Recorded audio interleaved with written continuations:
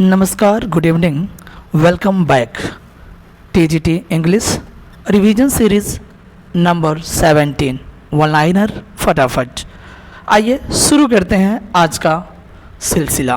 Question number 1 आपके समक्ष, एसे upon एपिटॉप्स 1810 में आया था, रिटन बाय वर्ड्सवर्थ। तो आपको बता दें ये प्रोज वर्क है वर्ड्सवर्थ का, एसे अपॉन एपिटॉप्स, जो 1810 में आया था।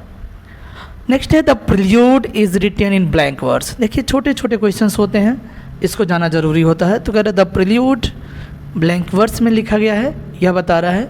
द प्रिल्यूड की अगर बात करते हैं फ्रेंड्स, तो कोई टाइटल नहीं था लंबे समय तक, पोएम टू कॉलरीज बोला जाता था, ठीक है। और इसको growth of a poets mind भी कहते हैं। द प्रिल्यूड को ऑटोबायोग्राफिकल पोएम है, इसको ध्यान में रखिएगा। लगभग 1799 के आसपास में शुरू हुआ था, ठीक है, और 1805 में फाइनली कंप्लीट होता है और अंततः 1850 में पब्लिश होता है द प्रिल्यूड, ठीक है। चलिए आगे बढ़ते हैं। यारो revisited by Wordsworth published in, तो आपको बता दें यारो रिविजिटेड एक पोइट्री है, वर्ड्सवर्थ के द्वारा लिखा गया था, यानी पब्लिश हुआ था 1835 में, ठीक है। Yarrow revisited. The prelude was published in 1850 by Wordsworth's wife Mary Wordsworth, ठीक है। मैरी वर्ड्सवर्थ के द्वारा 1850 में पब्लिश होता है the prelude. Tintern Abbey is located in the southern Wales country of Monmouthshire. अब देखिए कह रहा है कि टिंटन एबी जो है, ठीक है, जो 1793 में एक बार गए थे, फिर 5 साल के गैप के बाद 1798 में जाते हैं, यानी 1793 और 5 साल बाद 1798। टिंटन एबी मनमाउथशायर का यानी वेल्स कंट्री का एक साउदर्न हिस्सा है टिंटन एबी, ठीक है। नेक्स्ट है the poem Tintern Abbey is composed in blank words, तो ये भी ध्यान रखिएगा, उधर प्रिल्यूड भी ब्लैंक वर्ड्स में लिखा गया था और इधर टिंटन एबी भी ब्लैंक वर्ड्स में लिखा गया है। Tintern Abbey is written in iambic pentameter, और सुनिए एम्बिक पेंटामीटर में भी है, कौन? Tintern Abbey. The poem ode to immortality was published in 1807, बड़ा इंपॉर्टेंट पोएम है वर्ड्सवर्थ साहब का, 1807 में पब्लिश होता है ओड टू इमॉर्टलिटी। लेकिन इसमें खास बात आपको बताना चाहूँगा, ode to immortality was completed in 2 parts. एक 1802 में कंप्लीट हुआ था और नेक्स्ट जो एडिशन था वो 1804 में हुआ था। और देखिए 2 भाग में यह कंप्लीट होता है, 1802 1804 में, और फाइनली 1807 में पब्लिश होता है। हम बात कर रहे हैं ode to immortality. The poem is consisting of 11 stanza, हम ओड टू इमॉर्टलिटी की ही बात कर रहे हैं। कितने स्टेंजा हैं उसमें? 11 स्टेंजास हैं। एंड रिटन इन एम्बिक फिट, और एम्बिक फिट में लिखा गया है, इसको भी ध्यान में रखिएगा। गाइड टू द लेक्स, यह भी एक पोएम है, 1810 में आया है, पोएम बाय वर्ड्सवर्थ। छोटे छोटे जो पोएम हम लोगों की नज़र से बच जाते हैं ना, वो पूछा जा सकता है, इसलिए इसको भी ध्यान में रखिएगा, guide to the lakes. Number next question कह रहा है कि पीटर वेल 1819 में पब्लिश होता है, द वेगनर 1819 में पब्लिश होता है। ये दोनों पोएम्स हैं और लिखा जाता है किसके द्वारा? वर्ड्सवर्थ के द्वारा। Peter Bell 1819 and the Waggoner. Wordsworth wrote his first sonnet in 1787। पहला सोनेट उन्होंने लिखा था 1787 में। भाई साहब ध्यान रख सकते हैं इस पोएम को, ठीक है। 1787 में पब्लिश हुआ था यूरोपियन मैगजीन में, ठीक है, यूरोपियन मैगजीन में पब्लिश होता है। उस सोनेट का जो फर्स्ट सोनेट, उसका नाम मैं बताना चाहूँगा, on seeing Miss Helen Maria Williams weep at a tale of distress. ये जो है ध्यान रख सकते हैं, on seeing Miss Helen Maria Williams बोल सकते हैं इसको। और यह जो है सोनेट पहली बार उनके द्वारा लिखा गया था 1787 में, यूरोपियन मैगजीन में पब्लिश हुआ था। His father was an attorney, William Wordsworth के पिता एक अटॉर्नी जनरल थे।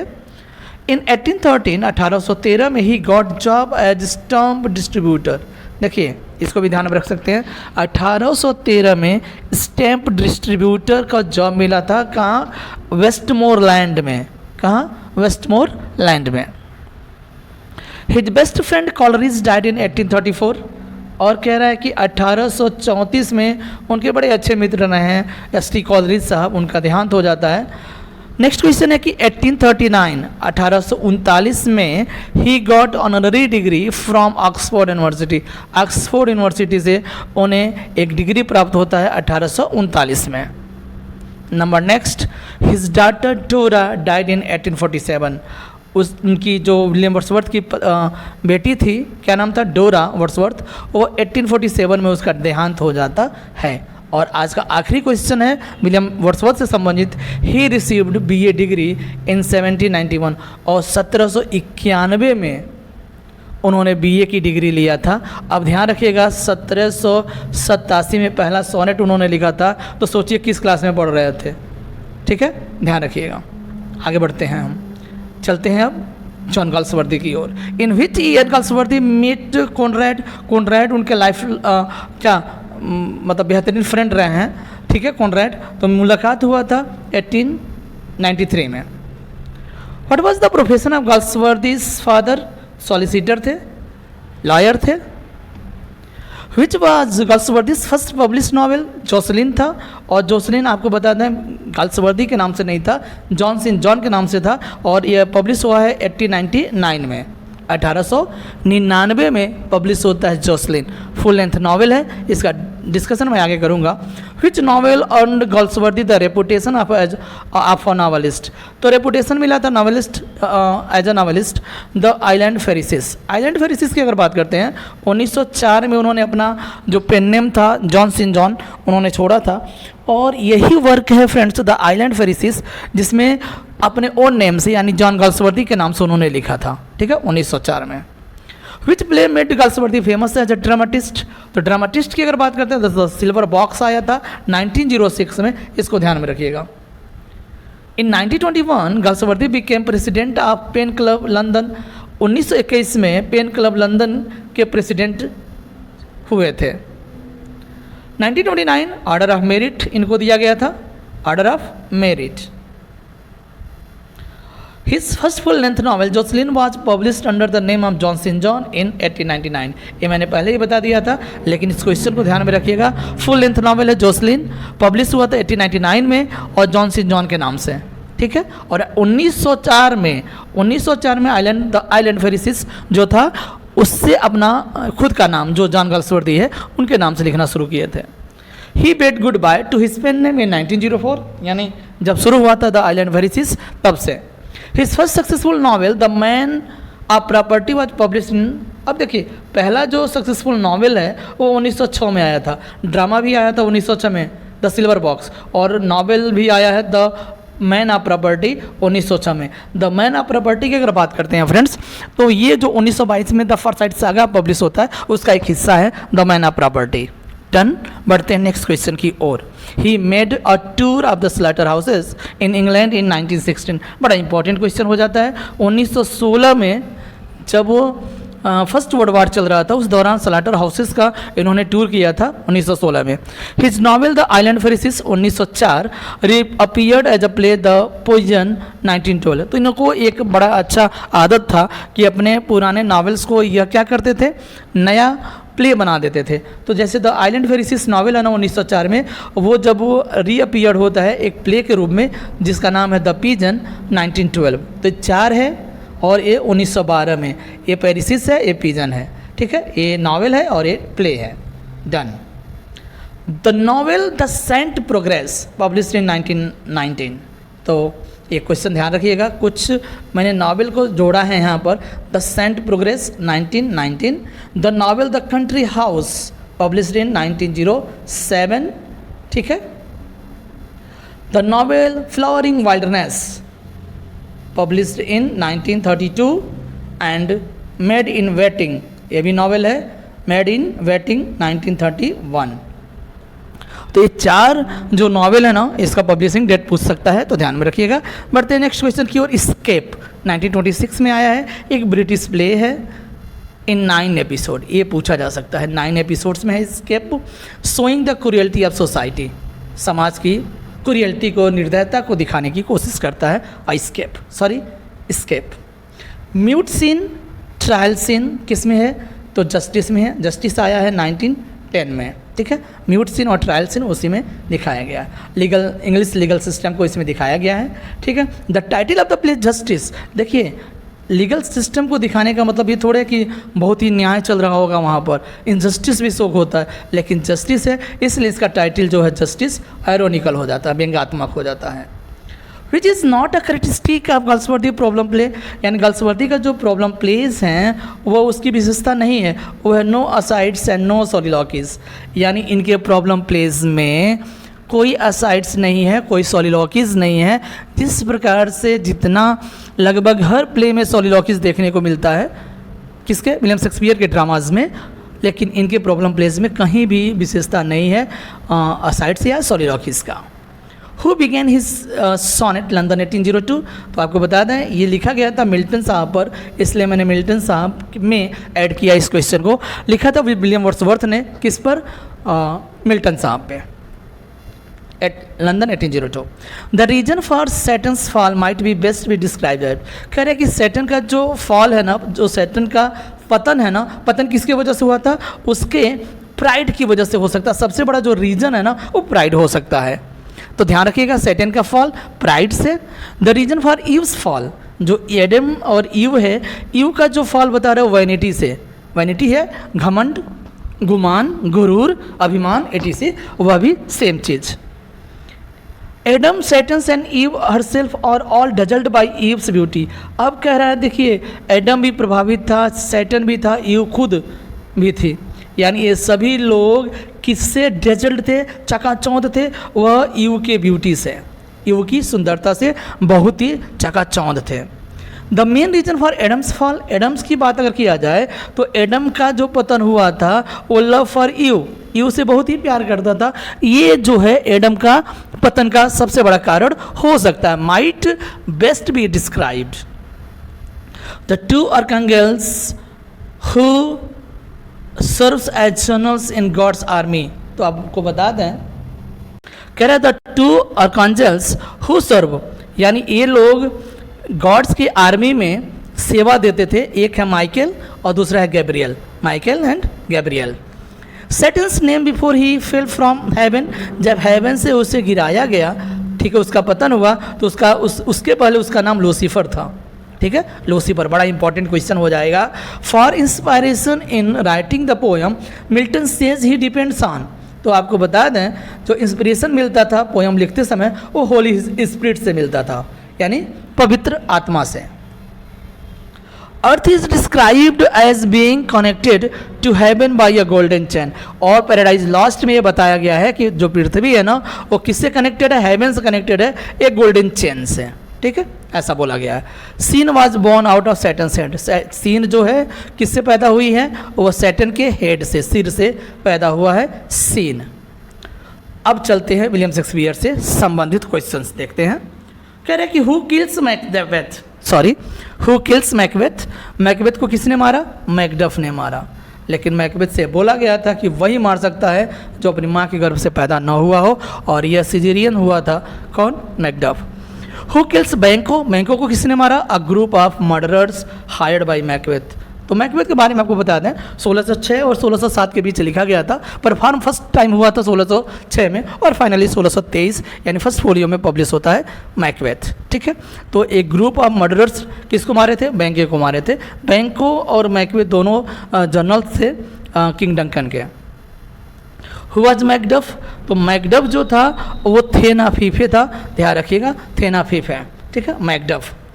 इन which act and scene does Macbeth die, किस एक्ट सीन में मैकबेथ मरता है, तो वो कह रहा है कि सीन 8 है एक्ट 5, एक्ट 5 के सीन 8 में उसका देहांत होता है, वो मरता है।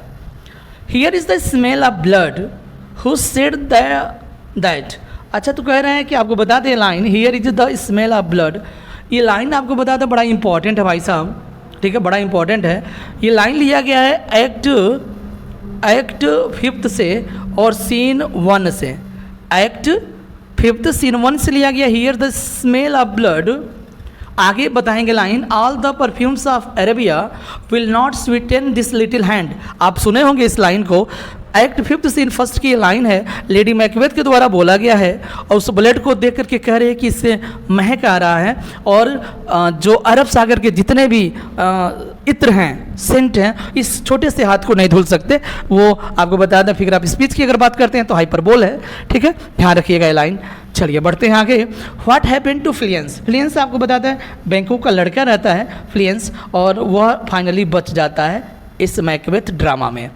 The first scene of Macbeth ends with, कह रहा है कि मैकबेथ का जो फर्स्ट सीन है ना, फर्स्ट सीन है वह राइम्ड कपलेट से ख़त्म होता है। और आपको बता दें वो राइम्ड कपलेट विचेस के द्वारा बोला जाता है, the fair is foul, the foul is fair. आप सुने होंगे, वही लाइन है, ध्यान रखिएगा, ठीक है। ये फर्स्ट सीन की बात है। अब बढ़ते हैं, who does Olivia marry? Olivia जो है 12th नाइट की एक हीरोइन है, ठीक है, हीरोइन नहीं, हीरोइन तो वायला होगी।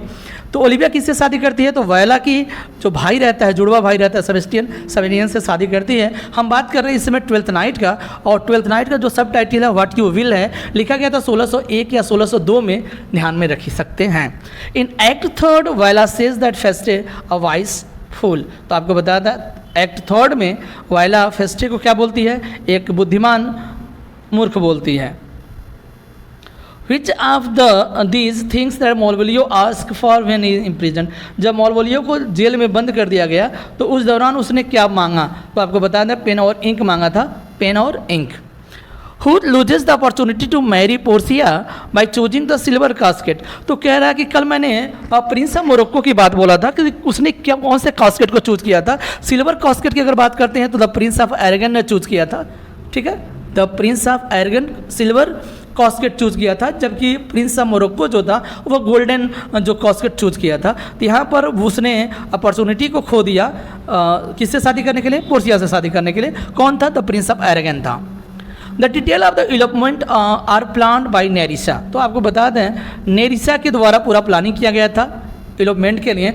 और कौन कौन भागने वाला था?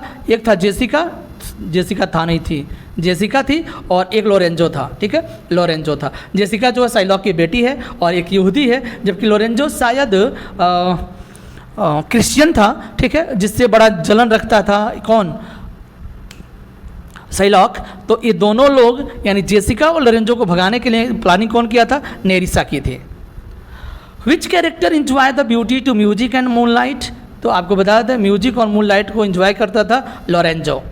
What does Shylock say he will use Antonio's flesh for? Antonio को 1 पाउंड मांस मांगा था ना, वो क्या बता रहा था कि क्या करेगा वो? तो to use a bait for fish, यानी वो मछलियों को पकड़ने के लिए चारा का यूज करेगा उसके मांस का। ध्यान में रखिएगा, प्लानिंग कर लिया था कि उसके बॉडी से हम 1 पाउंड मांस क्या करेंगे? ले लेंगे।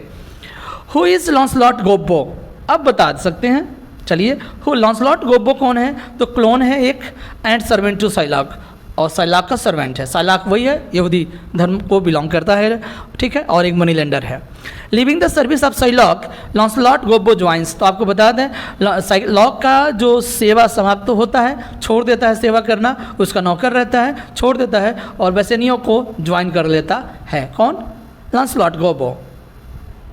Where is Portia's house situated? बड़ा इंपॉर्टेंट है। जो पोर्सिया है उसका घर कहाँ है? बेलमोंट में है। Done. In which place Shakespeare has presented a royal criminal? तो रॉयल क्रिमिनल की अगर बात करते हो तो तुरंत हमारे सामने रिचर्ड थर्ड आ जाता है। Macbeth is regarded as the tragedy of overlapping ambition. तो आपको बता दें मैकबेथ को ध्यान में रखिएगा, ट्रेजेडी है किसका? ओवरलैपिंग एम्बिशन का। Who science this song, sorry who sings this song? इस गीत को किसने गाया है? Under the green wood tree and blow blow the winter wind. तो ये एज यू लाइक इट की अगर हम बात करते हैं उसमें कैरेक्टर एमिन्स ने गाया है under the green wood tree, blow blow the wind. इसको भी ध्यान में रखिएगा, ये दोनों सॉन्ग एमिन्स ने गाया है और कहाँ से बिलोंग होता है? एज यू लाइक इट से। एक चीज़ और under the green wood tree एक नावल है, आप बताइएगा इस सॉन्ग से निकला हुआ एक टाइटल है, आपको बता देते हैं थॉमस हार्डी का, और थॉमस हार्डी का उस पूरा नावल का नाम बताइएगा। चलिए आगे बढ़ते हैं। नेक्स्ट क्वेश्चन है कि the error of evaluating a poem by its effect, especially emotional effect है upon the readers is called affective fallacy. तो ध्यान रखिएगा भाई साहब, कह रहे हैं कि the error of evaluating a poem by its effect, upon the readers is called affective fallacy. ठीक, ध्यान रखिएगा। Affective fallacy was used by W.K. Wimsatt and A.M.C. Beardsley in 1946। तो 1946 में W.K. विम्सेट और A.M.C. बियर्डस्ली ने अफेक्टिव फैलेसी का use किया था। इसको ध्यान में रख सकते हैं। ये आपको बता दें लिटरेरी टर्म्स की हम बात करने वाले हैं। आज का जो क्वेश्चन है वो 75 क्वेश्चन है। लिटरेचर का 75 क्वेश्चन मैंने रखा है, बाकी के जो क्वेश्चन होंगे ना वो ग्रामर और वोकैब्स को होंगे, वो संडे को आता रहेगा, ध्यान रखिएगा। The leader of the Bloomsbury group was, तो आपको बता दें जो ग्रुप था द ब्लूम्सबरी ग्रुप 1910 के आसपास का ग्रुप है। वर्जीनिया वुल्फ इसकी लीडर हैं। द फैमिली शेक्सपियर बड़ा इंपॉर्टेंट वर्क है। The family Shakespeare published by Thomas Bowdler, यानी बाउडलर है, बाउडलर के द्वारा, थॉमस बाउडलर के द्वारा यह पब्लिश किया गया वर्क है द फैमिली शेक्सपियर, है ना। स्टार लगा सकते हैं इसके लिए। आज का अंतिम क्वेश्चन है Pulitzer prize is awarded by, तो पुलित्जर प्राइज जो है अवार्डेड दिया by Columbia University New York, Columbia University New York. Thanks for watching the video. मिलते हैं नेक्स्ट वीडियो में। अपना ध्यान रखिए और अपने पढ़ाई को बूस्ट करते रहिए। और अपने एक निवेदन रहेगा कि अपने जो तैयारी करने वाले मित्र हैं उनको ज़रूर यह वीडियो शेयर करिएगा फ्रेंड्स। फटाफट वन लाइनर इंग्लिश लिटरेचर बने रहिए with exemplar CH। Bye bye, take care, good night.